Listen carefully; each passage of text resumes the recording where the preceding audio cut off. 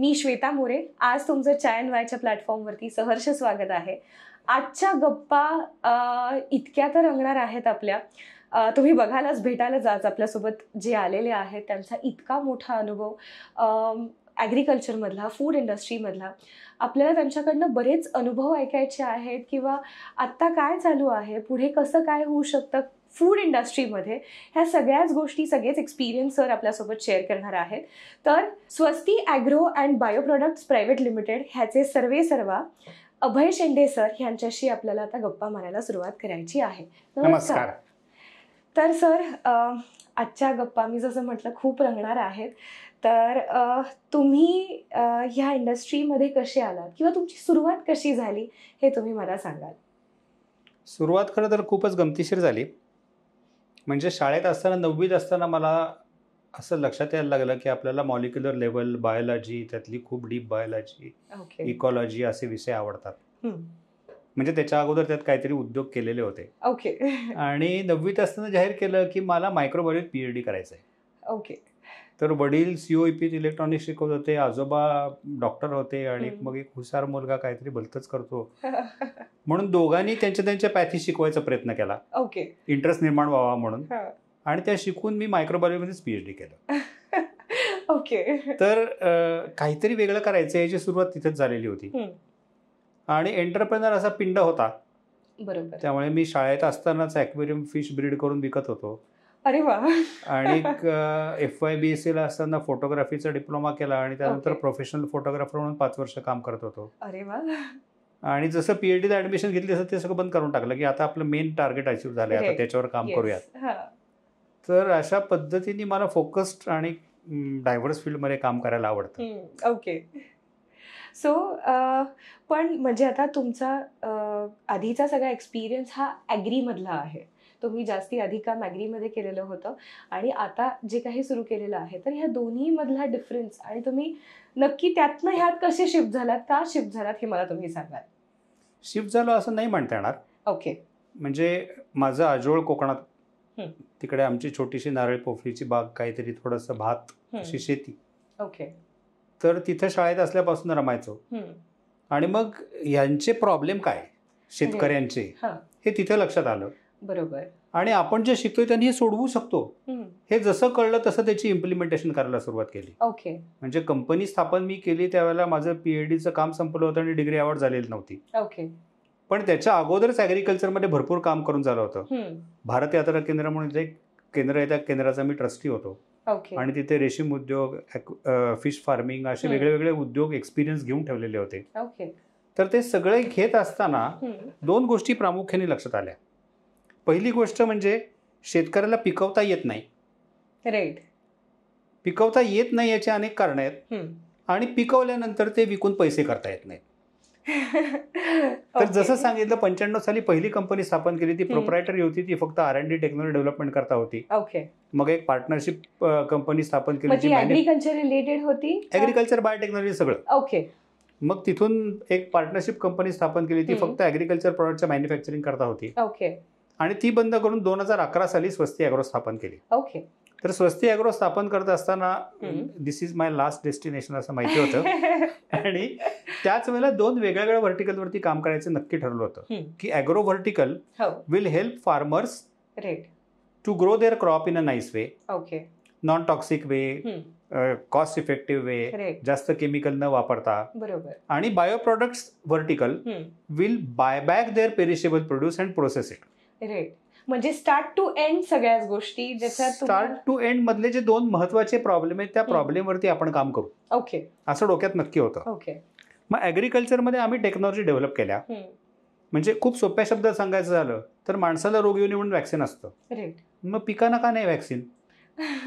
Right. असं म्हणून काहीतरी प्रोडक्ट डेव्हलप केली which were building disease resistance into crops. त्या टेक्नॉलॉजीला भारत सरकारचं department of biotechnology, science and technology, USAID, UKचं DFID, ह्या सगळ्यांकडनं भरपूर चांगला अनुदान सपोर्ट मिळाला.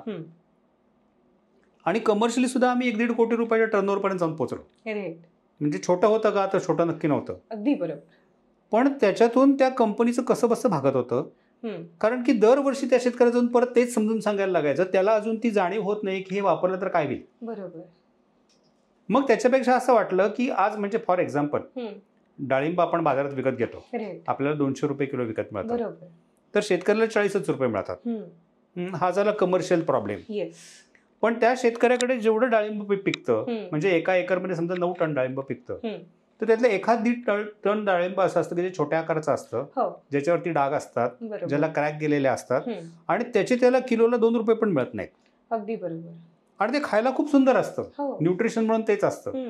मग याचं जर का तो प्रोसेसिंग करू शकला तर तो पण सस्टेन होईल.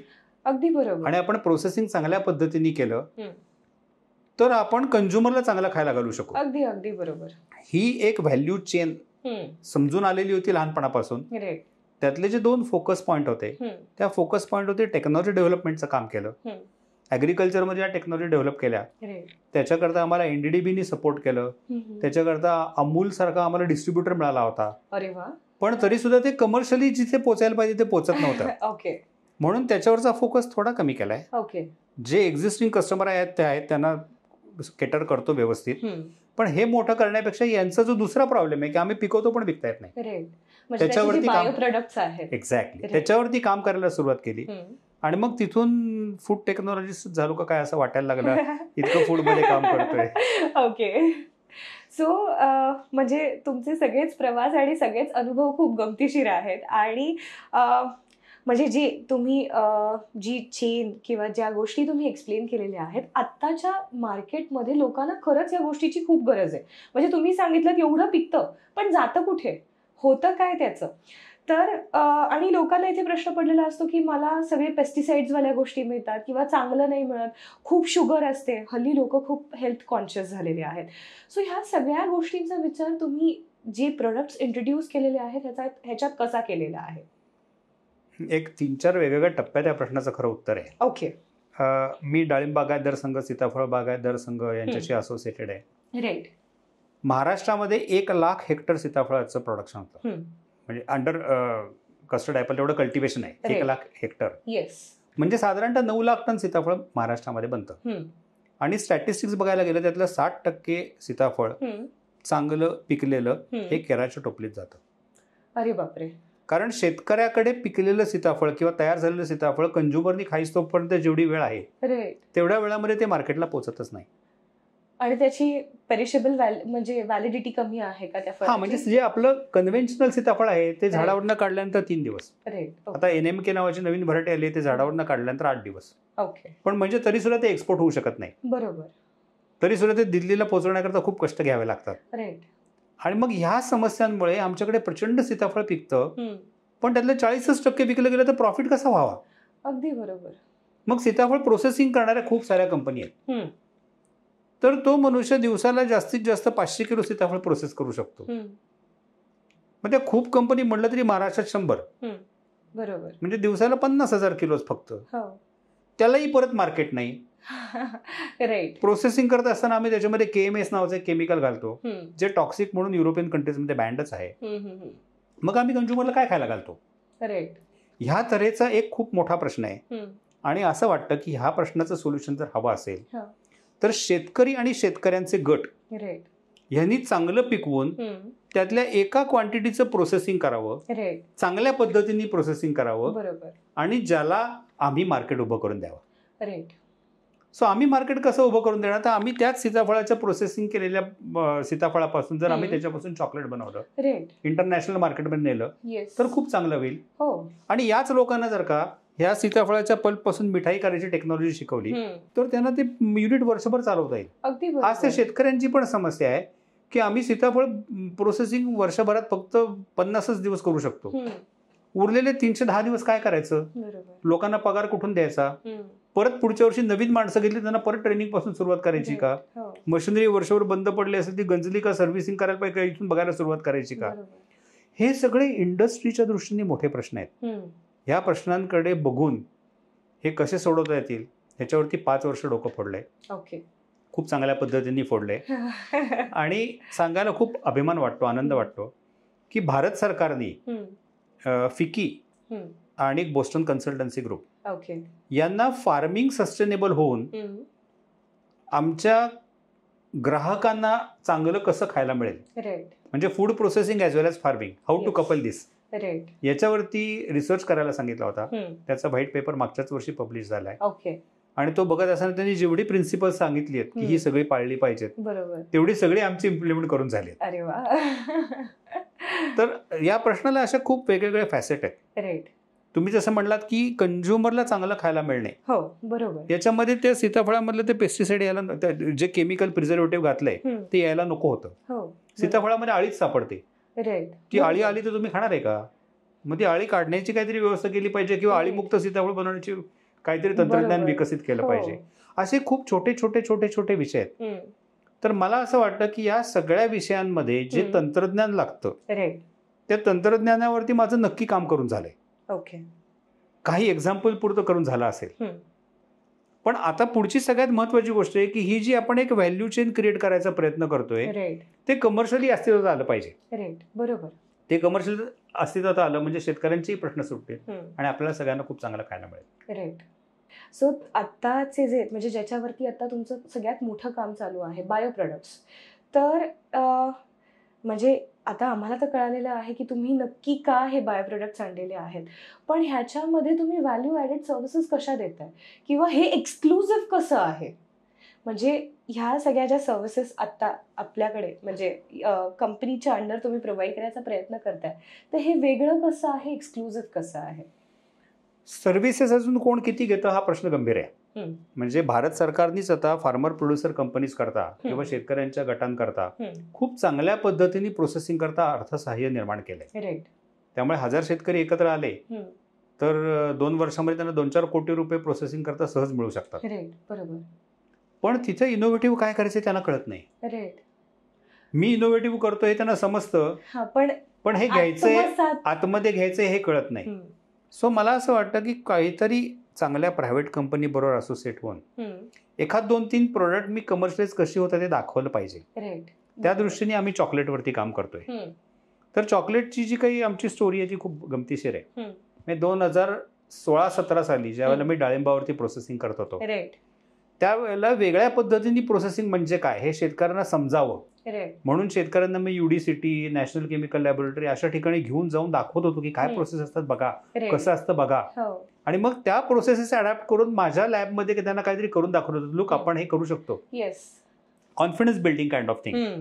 तर त्याच्यामध्ये एक प्रदीप ठोंबरे नावाचे उद्योजक आहेत, ते माझ्याबरोबर 1-2 मिटिंगला आले आणि कुठल्या तरी शेतकऱ्यांनी त्यांना इन्व्हाइट केलं होतं. त्यांनी त्या शेतकऱ्याला सांगितलं की मला जेव्हा प्रोसेसिंगमध्ये काम करायचं डॉक्टर शेंडेंबरोबर करायचं, ते वेगळं करतात काहीतरी.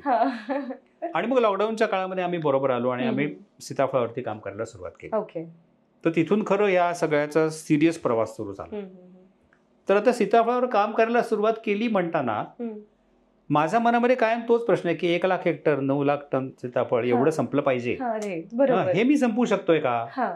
मी नाही पण इंडस्ट्री संपवू शकते का? बरोबर. सो ऑब्व्हियसली प्रयत्न असा केला की मग जास्तीत जास्त कन्झम्पशन असलेली प्रोडक्ट्स कोणती? तर सगळ्यात जास्त आहे ना ते सॉस आणि चटणी विकलं जातं. बरोबर. जगाच्या पाठीवर.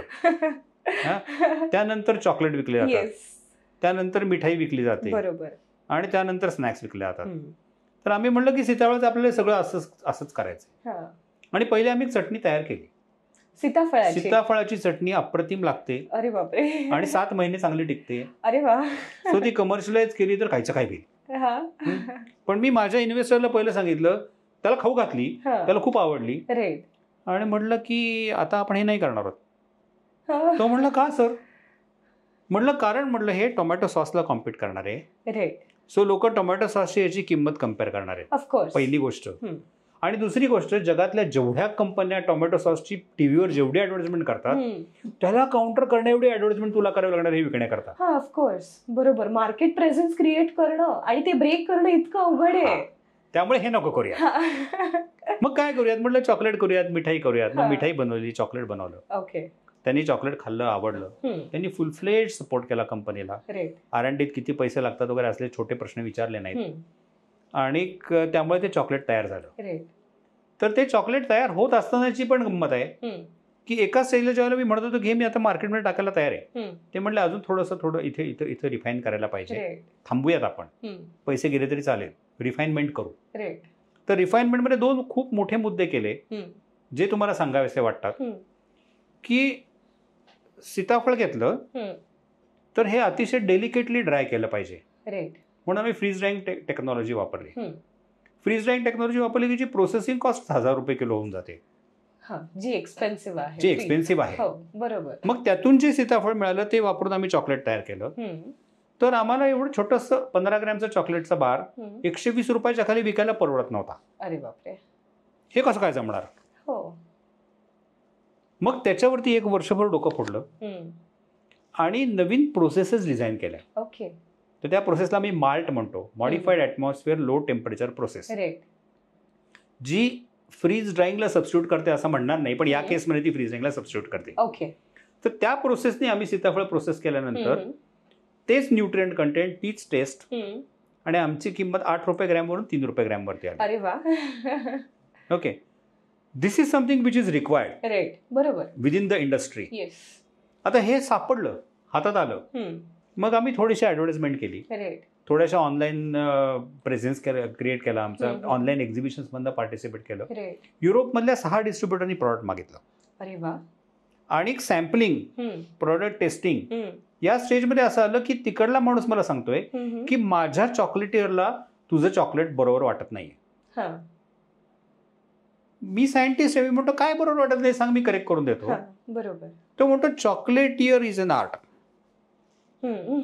बरोबर आहे, ते तुझ्या चॉकलेटियरशी मी बोलतो, माझ्याकडे कोणीच चॉकलेटियर नाही. बरोबर आहे. समजा एक कोणी चॉकलेटियर घेतला तर त्याला मी फ्रूट मधलं काय करतो ते कळतच नाही, त्यामुळे तो त्याच्या यार्डस्टिकनी माझ्याकडे बघतो. मग तो मला जे सांगतो ते मला समजत नाही. बरोबर. किंवा ते मला माझं ऑब्जेक्टिव्हच नसतं करायचं. सो परत मला कंपनीने सपोर्ट केलं आणि आम्ही इकोले नावाची एक चांगली इंटरनॅशनल ऑर्गनायझेशन आहे त्यांच्याकडे गेलो आणि मी इंटरनॅशनल चॉकलेटर स्वतःच झालो. अरे वा. सो आता मी समोरच्या कंपनीशी बोलतो की हा तुमच्या चॉकलेटला काय वाटतंय, क्रिस्टलायझेशन बरोबर नाहीये का, हे नाहीये का, ते नाहीये का, मी तुम्हाला सुधारून देतो ना. So now I can talk in their terms. हा सगळा प्रवास करायची कोणाची तरी इच्छा लागते. बरोबर. आणि ह्याला प्रचंड सपोर्ट लागतो. अगदी बरोबर. ह्या 2 गोष्टी झाल्याने तर काहीच घडत नाही. आता हे करत असताना ती जी मार्ट टेक्नॉलॉजी तयार झाली असं म्हणतो, टेक्नॉलॉजी तर तयार झाली, investor is ready to invest. माझा पुढचा एक सायंटिस्ट म्हणून प्रश्न बरं का, की एवढं सगळं करून हे चॉकलेट नाहीच विकलं गेलं फॉर व्हॉट एव्हर रिझन, या मशीनचा काय उपयोग आहे. बरोबर. काहीच उपयोग नाही. मग हे मशीन चॉकलेट सोडून कशाला वापरू शकतो हे आपण इन्व्हेस्टमेंट करायच्या आधी शोधून काढू. ओके. चॉकलेटरीचा कोर्स व्हायचाच होता, त्यामुळे मध्ये वेळ होताच हातात. त्या कालखंडामध्ये ते जे मशीन आहे ते मशीन वापरून हे मशीन काय काय करू शकतं समजून घेतलं. तर ते समजून घेताना असं लक्षात आलं की दूध, आपण जेव्हा हॉटेलमध्ये जातो कुठल्या तरी, तिथे ते चहाचं किट असतं सगळं. बरोबर. त्यात ते दुधाच्या ऐवजी सॅशे असतं, त्याच्यात ते डेअरी व्हाईटनर लिहिलेलं असतं. आपल्याला वाटतं डेअरी व्हाईटनर म्हणजे मिल्कच, तर डेअरी व्हाईटनर म्हणजे फक्त पाम ऑइल. त्याचा दुधाशी काहीच संबंध नाही. आणि दूध जर का तुम्हाला ड्राय करायचं असेल तर स्प्रे ड्रायिंग ही एकच टेक्नॉलॉजी आहे ज्याच्यामध्ये ते 190 डिग्रीला गरम केलेलं असतं, त्यामुळे दुधामधले मेडिसिनल प्रॉपर्टीज निघून गेलेल्या असतात. बरोबर. आणि त्याच्यामध्ये नको असलेली केमिकल पण घातलेली असतात. ते झालं नाही तर दूध रिकॉन्स्टिट्यूट होतच नाही असं लोकांचा समज. तर आम्ही मार्ट प्रोसेसनी रिकॉन्स्टिट्यूट होणारं दूध ड्राय करू शकलो. ते तिकडे 190 टेम्परेचर असतं, आम्ही 90 डिग्रीलाच केलं, त्यामध्ये त्यातले न्यूट्रिएंट टिकून राहिले, ते रिकॉन्स्टिट्यूट व्यवस्थित झालं. आणि असा एक शोध लागला की आपल्याला दूध ड्राय करता येतं. मग वेगळं काय करता येतं असं जी बघायचा प्रवास केला, त्या प्रवासामध्ये आम्ही कांदा भजी तयार केला. ओके. तुम्ही घरात जे कांदा भजीचं जसं पीठ भिजवतात तसंच भिजवलेलं पीठ हे 19-20, फार फरक नाही त्याच्यामध्ये. प्रिझर्वेटिव्ह केमिकल काही नाही, आम्ही तर सोडा पण घालत नाही. आणि ते पिठाचे गोळे आम्ही आमच्या त्या माल्ट मशीनमध्ये ठेवले तर त्याला भजी तयार व्हायला 7-8 तास लागतात. पण 7-8 तासामध्ये खमंग कुरकुरीत भजं तयार होतं. ओके. आपण जे पीठ काढून आत ठेवलं त्याच्यामध्ये 60% पाणी असतं, 60% वजन कमी होतं, भज्यामध्ये 3% पाणी शिल्लक राहतं. आणि असं जे बज बनतं ते जर का मी अंडर नायट्रोजन गॅस पॅक केलं, म्हणजे जसे वेफर्स पॅक करतात तसं पॅक केलं, तर ते 1 वर्ष चांगलं टिकतं. अरे वा. अशी काहीच्या काही भन्नाट प्रोडक्ट तयार झाली. आता मागचं वर्ष मिलेट इयर होतं, लोक मिलेट कडे बघत होते आणि खूप लोकांनी मिलेट बार, प्रोटीन बार, अमुक बार, तमुक बार मार्केटमध्ये आणले. बरोबर. तर आम्ही स्वतःला प्रश्न विचारत होतो की तुम्ही जे म्हणलात की लोकांचं न्यूट्रिशन, बरोबर. माझे आजी आजोबा झुणका भाकरी खात होते आणि मी मिलेट आणि काहीतरी म्हणतोय. कॅन आय रिलेट टू झुणका भाकरी? तर झुणका म्हणजे काय? डाळीचे पीठ आणि कांदा, थोडंसं तेल, फोडणी, बरोबर. हेच कॉम्पोनंट घेतले आणि मिलेटमध्ये मिक्स केले आणि त्याचा एक बार तयार केला, तर त्याला झुणका भाकरीची छान चव लागते. झुणका भाकरीचंच न्यूट्रिशन येतं आणि ते पण असंच नायट्रोजन पॅक केलं की 1 वर्षभर चांगलं टिकतं. म्हणजे माझा एखादा कस्टमर आहे जो आत्ता इथून गाडीला स्टार्टर मारून मुंबईला चाललाय, तर वाटेत वेफर्स खायच्या ऐवजी हे खाईल, which is highly nutritious. So we are looking at customer convenience, we are also looking at nutrition. आणि हे सगळं त्या माल्ट प्रोसेसमध्ये काहीतरी विशिष्ट त्या प्रोसेसचे घटक आहेत, त्यामुळे आम्ही करू शकतोय, नाही तर आम्ही करूच शकलो नसतो. सो ही जी माल्ट टेक्नॉलॉजी आहे ही तुम्ही इनोव्हेट केलेली आहे, डेव्हलप केलेली आहे का मार्केटमध्ये ऑलरेडी ह्या गोष्टीचा अवेअरनेस प्रेझेन्स आहे? ही टेक्नॉलॉजी आम्ही डिझाईन केली. ओके. बाजारात मिळणारी जी मशीन आहे त्या मशीनला खाडखूड करून चेंजेस केले मशीनमध्ये. जसं मी म्हटलं की चॉकलेट बनवण्याकरता मी फ्रीज ड्रायिंग पासून सुरुवात केली. बरोबर. तर 3.5 किलो फ्रूट ड्राय करायला एवढा फ्रीज ड्रायर माझा मी विकत घेतला. मला फ्रीज ड्रायिंग आलं पाहिजे. मग दुसरी एक कार्बन न्यूट्रास्युटिकल कंपनी, त्यांच्याकडे जातो आणि त्यांच्याकडनं 400 किलो ड्राय करून घेतो, पण टेक्नॉलॉजी माझी, मी सांगतो तशी प्रोसेस झाली पाहिजे. ओके. सो प्रोसेसवरती माझा कंट्रोल आहे. तसं मग आता फ्रीज ड्रायिंगला आपल्याला काहीतरी व्हेरिएशन पाहिजे, तर ह्या मशीनमध्ये काय खाडखूड चेंजेस करता येतील, दुसरं काहीतरी स्वस्त मशीन लावून करता येईल का, असं करून मी माल्ट टेक्नॉलॉजी तयार केली. आम्ही माल्टचं पेटंट फाईल केले. आम्ही माल्ट वापरून चहा करायचं पेटंट फाईल केले, माल्ट वापरून भजी करायचं पेटंट फाईल केले, माल्ट वापरून मिलेट बार करायचं पेटंट फाईल केले, माल्ट वापरून चॉकलेट करायचं पेटंट फाईल केले. आणि या सगळ्याकरता 3 ट्रेडमार्क पण घेऊन ठेवले. ओके. सो आता हे पटकन पुढच्या वर्षभरामध्ये 2025 मध्ये स्टेप बाय स्टेप कमर्शियलाइज व्हायला पाहिजे. ओके. तर आपल्याला खरंच जे कोण एंड बेनिफिशियरी आहेत ना त्यांच्यापर्यंत बेनिफिट पोहोचवता येईल. अगदी बरोबर. आणि मला म्हणजे ह्या सगळ्या ह्याच्यातनं सर नक्कीच वाटतंय 2025 येणारं वर्ष हे ह्या सगळ्या प्रोडक्ट्सला खूप चांगलं असणार आहे, कारण की खरंच लोकांमधलं अवेअरनेस दिवसेंदिवस वाढत चाललेली आहे, त्यासोबत लोकांमधले आजार सुद्धा वाढत चाललेले आहेत आणि ह्या सगळ्यासाठी लोकांना काहीतरी सुवर्ण मध्य पाहिजे आहे. फक्त मला सर तुम्हाला इथे हा प्रश्न विचारायचा आहे की लोक वेफर्स, चॉकलेट 5 रुपयाला डेअरी मिल्क मिळते, 5 रुपयाला वेफर्सचं पण पाकिट मिळतं. सो लोकांची मेंटॅलिटी अजून 5-10 रुपयावरतीच आहे. तर तुम्ही जे प्रोडक्ट इनोव्हेट केलेलं आहे तर ह्याची प्राइस आणि मार्केट प्राइस तुम्ही कशी कॉम्पीट करताय? हा प्रश्न खूप छान आहे आणि प्राइसकडे बघायलाच पाहिजे, त्याला काही पर्याय नाही आहे. पण मी स्वतःला पहिला प्रश्न असा विचारतो की मला खरंच मार्केटमधल्या सगळ्या प्रोडक्ट बरोबर प्राइस कम्पेअर करायची आहे का, आणि त्याचं उत्तर नाही असं आहे. सो मला 5 रुपयाच्या कॅडबरी बारशी माझी कम्पॅरिझन्स नाही करायची. पण मग आत्ताच्या क्षणी दुबईहून येणारी काहीतरी पिस्ता चॉकलेट आहेत, जी चॉकलेट 18 रुपये ग्रॅम विकत मिळतात, म्हणजे 100 ग्रॅमचं त्याचं बार तुम्हाला 1800 रुपयाला विकत मिळतो. तर मला 100 ग्रॅम 1800 रुपयाला नाही विकायचं, 100 ग्रॅम मला 300 रुपयाला विकायचं. बरोबर. असा एक सुवर्ण मध्य गाठायचा प्रयत्न करतोय. कारण याच्यामध्ये खूप मोठा विषय कसा आहे माहिती आहे का तुम्हाला, की ज्या वेळेला मी कमर्शियलायझेशनचा विचार करतो त्यावेळेला माझ्याकडे बनल्यानंतर याला ट्रान्सपोर्ट कॉस्ट आहे, याला डिस्ट्रीब्युटर मार्जिन आहे, डीलर मार्जिन आहे, यातलं काहीतरी विकलं नाही गेलं ते रिटर्न्स आहेत. ह्या सगळ्याचा विचार करून मला एका लेव्हलच्या खाली त्याची प्राइस आणणं परवडत नाही. बरोबर. सो मी आत्ताच्या क्षणी असं म्हणतोय की तुम्हाला मी एक स्नॅक्स आयटम दिला आणि 60 ते 100 रुपयामध्ये तुमची भूक भागली, तर I am achieving the goal. आणि त्या प्राइस मध्ये विथ ऑल न्यूट्रिशनल येस, म्हणजे विदाउट एनी प्रिझर्वेटिव्स किंवा अशा कुठल्याच ॲड ऑन गोष्टी नाही, जे आहे नॅचरली आहे त्याच प्रकारे. पण खरंच सर म्हणजे मी तुम्हाला जसं म्हटलं ना, लोक हल्ली खूप ह्या गोष्टींवरती शिफ्ट होतात, अवेअरनेस वाढत चाललेला आहे आणि अशी प्रोडक्ट्स मार्केटमध्ये खरंच हवी आहेत. तर मार्केटमध्ये तुम्ही प्रेझेन्स कसा क्रिएट करता, प्रत्येक माणसापर्यंत, मुलापर्यंत हे कसं पोहोचू शकेल? त्याच्यावर खूप विचार करून झालाय आणि मनामध्ये संभ्रम आहे, गोंधळ आहे आणि कुठेतरी सोल्युशन दिसतंय. तर जेव्हा विचार केला तेव्हा चांगल्या डिस्ट्रीब्युशन मॉडेलकडे बघितलं. आमच्या चॉकलेटचं पॅकिंग खूप सुंदर झालंय, चॉकलेट लोकांना खायला पण खूप आवडतं. तर एका FMCG मध्ये खूप काम केलेल्या माणसाने सांगितलं की या वर्षी तुला 50 कोटी रुपयाचं चॉकलेट विकून देतो. आणि त्यांनी डिस्ट्रीब्युशन मॉडेल माझ्यासमोर ठेवलं. तर त्या मॉडेलमध्ये त्या डिस्ट्रीब्युटरकडनंच पैसे घेऊन ते परत मीच खर्च करायचे. माझ्या खिशात काय पडतं मला कळत नाही. ओके, तो डिस्ट्रीब्युटर कशी जबाबदारी घेतो मला कळत नाही. ठीक आहे. सो म्हणून मला असं म्हणायचंय की त्या लेव्हलला जायला त्या लेव्हलची डिमांड आपल्याला क्रिएट करावी लागेल. अगदी बरोबर. आपण डिस्ट्रीब्युशन मॉडेलमध्ये आता जाऊया नको, फुल stop. Right.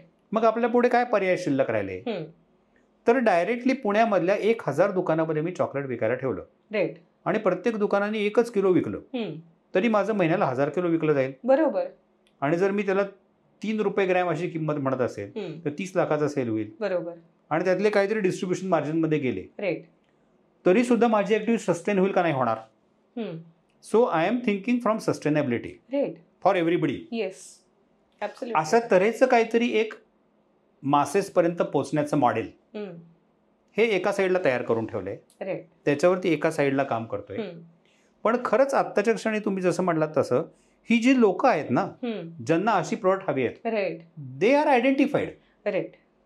So if you reach to them digitally you will get much better response than making a chain of shops. Yes. So आत्ताचा जमाना हाच आहे. It is all about digital presence. Absolutely. तुम्ही जितकं लोकांना सगळ्या गोष्टी खूप हँडी झाल्यात. सर्च करा, मिळून जाईल, काय मागवलं झालं, संपलं, आलं माझ्यापर्यंत. तर मग आता तुम्ही सोशल प्लॅटफॉर्म्सवरती आलेला आहात का? म्हणजे प्लॅटफॉर्म लाईक पुढच्या 15 दिवसात ते सगळं होईल. ओके. अजून आमची वेबसाईट पण नाहीये. ओके. पण ती करत असतानाच अशी करतोय की जी 4 शहरामध्ये तरी ऍटलिस्ट SEO करून टॉपला येईल. ओके. आणि पुणे, मुंबई, अहमदाबाद आणि बँगलोर अशा 4 सिटीज सिलेक्ट केल्यात. ओके. की ज्या ठिकाणी अशा तऱ्हेच्या प्रोडक्टला पूल आहे आणि त्या ठिकाणून पुढे जायचा प्लॅनिंग आहे. त्या दृष्टीने सोशल मीडिया पेजेस पण करायची तयारी केलेली आहे. ओके. सगळंच करायचंय. पण एक गमतीशीर उदाहरण सांगतो, 2 उदाहरणं सांगतो. पहिली गोष्ट म्हणजे अशी सगळी भन्नाट प्रोडक्ट तयार झाल्यानंतर मी त्यातली काही तुम्हाला सांगितली नाही. त्याच्यामध्ये एक राजगिरा जांभूळ वडी आहे. अरे वा. त्यात साखरच नाही, फक्त जांभूळ आणि राजगिरा आहे. आणि एक आपण दिवाळीला शंकरपाळे खातो ना, तसे शंकरपाळे आहेत की ज्या शंकरपाळ्यामध्ये साखर जेवढी घालतो त्याच्या 1/3 साखर आहे आणि 60% फळ आहेत. अरे वा. असं शंकरपाळे आहेत. अशी काही भन्नाट प्रोडक्ट आहेत. त्या सगळ्या प्रोडक्टची मी एक पोतडी बांधतो आणि जे प्रोवेबल कस्टमर वाटू शकतात त्यांना टकटक करतो. ओके. आणि ये मस्का लगा के देखो माय प्रोडक्ट खाऊ घालतो. आणि अशी किती किलो खाऊ घातली माहित नाही. तर अशी खाऊ घालत हिंडत असताना महाबळेश्वर मध्ये एक चांगलं 3 स्टार हॉटेल आहे, TGL म्हणून, the grand legacy hotel. Okay. तर त्याच्या ओनरने ती प्रोडक्ट खाल्ली आणि म्हणले हे पाहिजे जगाला, मोठ्या प्रमाणावर करा, विका. मग सगळे प्रश्न असतात की इन्व्हेस्टमेंट लागते, जागा लागतं, अमुक लागतं, तमुक लागतं. प्रत्येकाकडे सगळंच मागत बसलं तर काही होत नाही. तर त्या माणसाने मला पटकन काय सांगावं की माझ्याकडे TGL मध्ये शॉप रिकामं पडलंय, शॉपिंग शॉपमध्ये विकायला सुरुवात कर. Right. And that is how we started our sale from a 3-star hotel directly. Right. So targeting right customer is also important. त्याकरता राईट ठिकाणी जाणं फिजिकली पण इम्पॉर्टंट आहे, डिजिटली पण इम्पॉर्टंट आहे. त्या दोन्हीवरती काम करतोय. ओके. आणि एक छोटासा किस्सा असा मध्येच घडला की एक मित्र अजून एका मित्राला घेऊन आला आणि त्याला वाटलं की तो मित्र UKत असतो तर तो या टेक्नॉलॉजीमध्ये इन्व्हेस्ट करेल.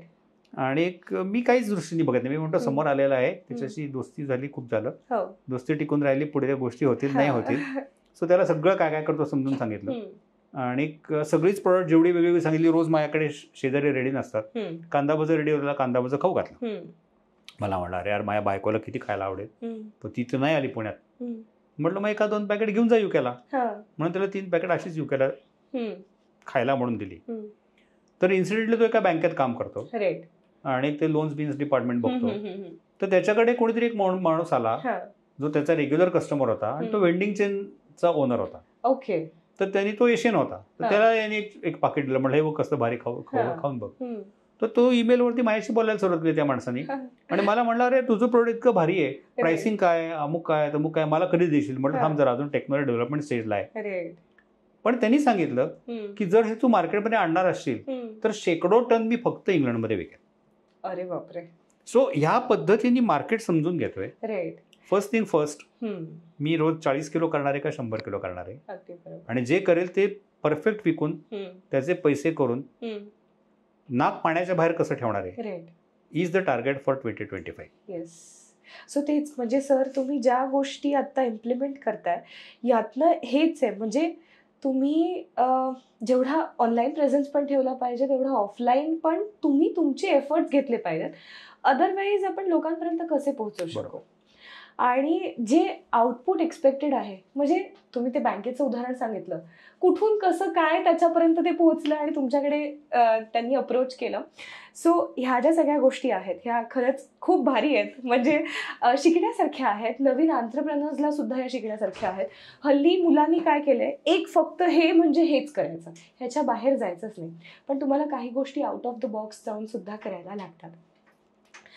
आत्ता तुम्ही नवीन म्हणजे कुठले कुठले प्रोडक्ट आणलेले आहेत ज्याचं म्हणजे स्टार्ट टू फिनिश ते प्रोडक्ट फायनलाइज झालेलं आहे, सो ते तुम्ही सांगू शकाल का? प्रोडक्ट प्रोसेस म्हणून तर सगळेच फायनलाइज झाले तुम्हाला, जेवढे सांगितले तेवढे. फक्त आता प्रश्न कसा निर्माण होतो की तुमचं प्रोडक्ट खूप सुंदर आहे, त्याचं जर पॅकिंगच चांगलं नाही तर कशाला कस्टमर विकत घेईल. राईट. त्यामुळे आता तिथून पुढचे सगळे प्रश्न सुरू होतात, जे कमर्शियलायझेशन करता महत्वाचे असतात, की तुमचं पॅकिंग चांगलं आहे का, तुमचं पॅक साईज अप्रोप्रिएट आहे का, मार्केटमध्ये तुम्ही ते प्रोडक्ट प्लेस कसं करता, या सगळ्या गोष्टींचा विचार करता 2 प्रोडक्ट आमचे आता मार्केटमध्ये नक्की आहेत. ओके. पहिलं आहे आमचं फ्रूट चॉकलेट. तर त्या फ्रूट चॉकलेटचे तुम्हाला जस्ट डिझाईन दाखवायला आणले. ओके. येस. सो याच्यामध्ये हे व्हाईट चॉकलेट आहे. हो. याच्यामध्ये कोको शून्य आहे. हो. आणि फळ आहे. हो. आणि त्याच्यामध्ये कोको आहे. बरोबर. तर अशी 3 फळांपासून चॉकलेट बनवले. ओके. आणि आता याचं डिजिटल मार्केटिंग असा तुम्ही मध्येच विषय मांडलात. मी डिजिटल मार्केटिंग करता टीम बघतोय, शोधतोय, लोकांना तयार करतोय. तर कोणीतरी पटकन डिजिटल मार्केटिंग म्हणलं we have 3 flavours of chocolate. म्हणलं अरे हे फ्लेवर म्हणजे केमिकल असतं. तुला काय म्हणायला पाहिजे की we have converted 3 fruits into chocolate. इथपासून छोट्या छोट्या गोष्टी करेक्ट झाल्या तरच ते करेक्ट वेळेला पुढे जाणार आहे. त्यामुळे 100 प्रोडक्ट करायच्या मागं काही लागलो नाही. पण जशी ती चॉकलेट केली तसं तुम्हाला जे सांगितलं की आम्ही दूध 100% व्यवस्थित ड्राय करू शकतो. तर हा 100% दुधाचा चहा केलाय. ओके. आणि घरी चहा उकळल्यानंतर जी चव लागते तीच चव तुम्हाला या चहाच्या पाकिटाला लागणार आहे. ओके. तर ते चॉकलेट जे पहिलं केलं ते यश ॲग्रो डेअरी फूड पार्क ही कंपनी बनवते. आणि चहा जो केला तो आमचे मित्र इंडियन टी कल्चर या कंपनीच्या माध्यमातून कमर्शियलाइज करतात.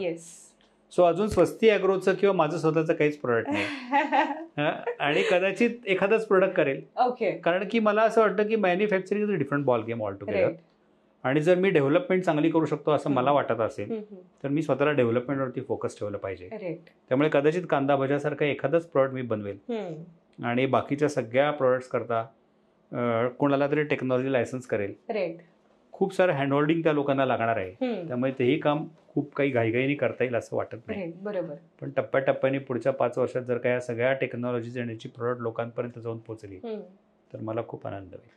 पण तेच की इतकी एक्सक्लुझिव्ह गोष्टी तुम्ही एवढा रिसर्च करून घेऊन आलेला आहात आणि नक्कीच मार्केटमध्ये ह्याची गरज वाढणार आहे. लोक हे घेणार आहेत कारण की लोकांची ती गरजच आहे आणि झालेली आहे, होणारच आहे. सो सर आज तुमच्याशी गप्पा मारून आणि ह्या सगळ्या गोष्टी जाणून घेऊन मला खूप मजा आली आहे. मला नवीन नवीन गोष्टी कळालेल्या आहेत. तर मला एक शेवटचा प्रश्न तुम्हाला जो विचारायचा आहे तो म्हणजे की स्वस्ती म्हणजे तुमची जी कंपनी आहे त्याला तुम्ही पुढच्या 5 वर्षात कुठे बघताय? तुम्हाला त्याला कुठे नेऊन ठेवायचं आहे किंवा तुम्ही काय गोल सेट केलेले आहेत पुढच्या 5 वर्षासाठीचे? जी काही समोर तुम्हाला प्रोडक्ट दाखवली ती प्रोडक्ट कोण मॅन्युफॅक्चर करतो हे आज आपल्याला माहित नाहीये. त्यामुळे ते स्वस्तीचं गोलच नाहीये. पण समजा इंडियन टी कल्चरचा चहा असेल तर दिवसाला 5 टन चहा बनावा. ओके. चॉकलेट जर का असेल तर 700 kg पर आवर या मॅन्युफॅक्चरिंग लाईन वरती ते मॅन्युफॅक्चर व्हावं. ह्या पद्धतीने प्रत्येक प्रोडक्ट करता प्रत्येक टेक्नॉलॉजी करता काहीतरी टार्गेट आहेत.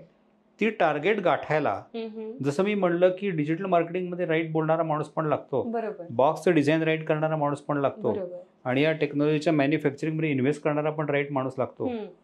ह्या सगळ्यांची मोठ कुठे आणि कधी बांधली जाईल हे फिगर आउट करतोय. पण मला स्वतःला असं वाटतं की यातलं एक जरी प्रोडक्ट वर्कआउट झालं तरी Swasti agro will be at such a level that it will be able to fund at least a couple of crore rupees every year for new technology development. Great. त्या लेवलला पोहोचलं पाहिजे.